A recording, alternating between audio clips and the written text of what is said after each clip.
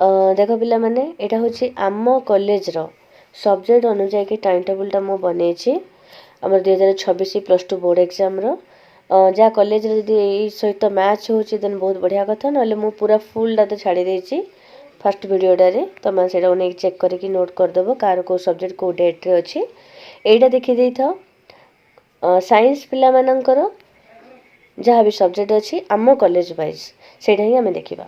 देख फास्ट हूँ वेडनेसडे 18 तारिख प्रथम एग्जाम आरंभ होमर से तो आम जानिले एमआईएल ओडिया आमर अच्छी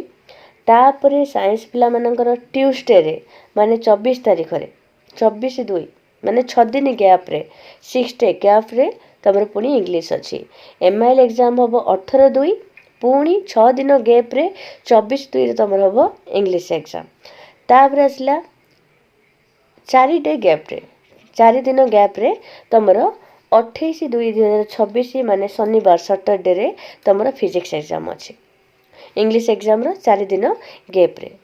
पुणी अच्छे हमर फ्राइडे 6/3/2024 मार्च 6 रे अच्छी केमिस्ट्री फिजिक्स एग्जाम रो 6 डे 6 दिन गैप रे तमर अच्छी केमिस्ट्री एग्जाम पुणी देखो पुणी 4 डे गैप रे 4 डे गैप रे तमर अच्छी बायोलॉजी जोटा कि तमर अच्छी ट्यूसडे मंगलवार 10/3/2024 माने मार्च 10 तारिख रे तमर अच्छी बायोलॉजी केमिस्ट्री एग्जाम रो 4टा दिन गैप रे पुणी बिल्कुल भी गैप नाही तमर अच्छी अल्टरनेटिव इंग्लिश साइंस पिला मानकर अल्टरनेटिव इंग्लिश अच्छी 11/3/2026 वेडनेसडे रे बिल्कुल भी गैप नाही हला नेक्स्ट देखो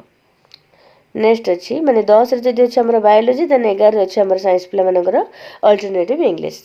देन अल्टरनेटिव इंग्लिश एग्जाम परे पुणी तमर अच्छी मैथ अच्छी तमर फ्राइडे 13/3/2026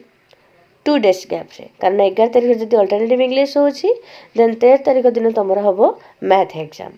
तापर तमर लास्ट एग्जाम आईटी रे तमर 3 डे गैप मिलबो मैथ एग्जाम ठो सेटा अछि तमर मंडे 16/3/2026 मार्च 16 रे तमर अछि आईटी एग्जाम जोटा कि हमर कॉलेज एग्जाम रो टाइम टेबल अनुसार को बना है छी मो बनै छी सेति पय कि